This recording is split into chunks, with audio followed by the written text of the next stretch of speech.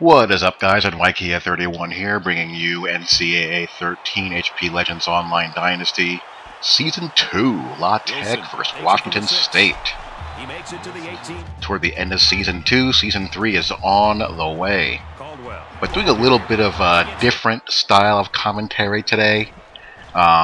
Just changing things up a little bit.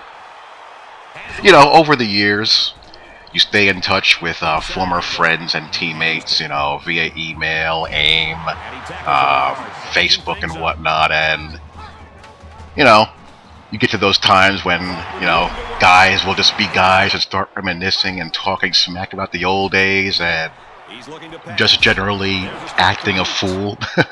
And, you know, a few weeks ago when all that madness was going on in Boston, a bunch of us were online at the same time, and to, you know, take a break from watching the news all evening, we just started yapping, talking, reminiscing, and talking about back in the day. We started talking about what we all have generally agreed on was our, you know, finest high school football moment, and having some laughs about that.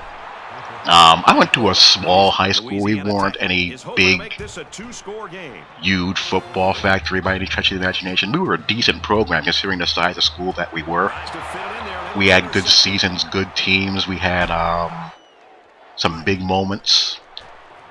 But we just didn't have the bodies to consistently match up against the powerhouses. We had a team where pretty much all of us had to play both offense and defense. We could have our best athletes on the field all the time, so that's just what we had to do. But anyway, in my junior season, we had just a classic game toward the end of that season, where we were going up against a school that our coach had never lost to in his career. We were having a, you know, pretty down season based on our expectations. So it was, you know, toward the end of the season, we wanted to have, you know, that streak stay intact. That was one of the big rallying cries of our seniors, that, you know, whole week was, you know, just to kind of close the season out on a strong note. And I was actually injured. I had missed about a month of the season with bad ribs. I bruised up some ribs returning a kickoff, and I was out. I was pretty much out of commission. That was really the first week I practiced since the injury, and I practiced all week with a thigh pad strapped to my ribs.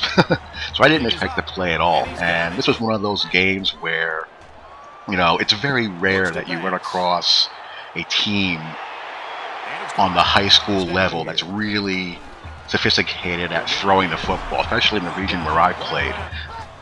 The spread didn't really trickle down to the high school ranks as of yet, so we saw basically just all I formation or flex bone, wishbone, wing T, stuff like that. But this was one of those teams that could throw the football pretty well. And, you know, first half of the game, we're just getting dotted up left and right. It was like a online ranked game of Madden 13. It was pretty ugly. We were just getting shredded all over the place. The guy that was in for me gave up some long passes for touchdowns, and it just wasn't pretty.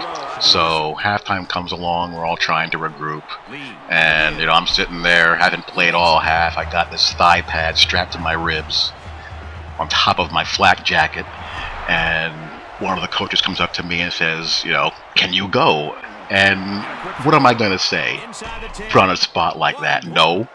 So I say, yeah, I could go. Meanwhile, I'm thinking to myself, God, I hope I don't have to tackle anybody, because it can really hurt. So, you know, they throw me in there in the second half. I didn't play in a month. I barely practiced. And first pass play of the half, and we're on defense. What do you think happens? They go right after me down the field, and that really ticked me off. You know, I was a good cover guy, and I was all-state track. I was one of the fastest guys in the state. You were not going to get deep on me.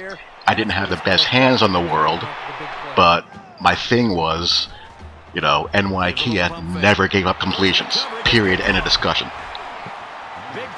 And I just took that as a sign of just complete disrespect. So that kind of got my adrenaline jumping, and I got so aggressive the next play that I lost. I got myself completely crossed up.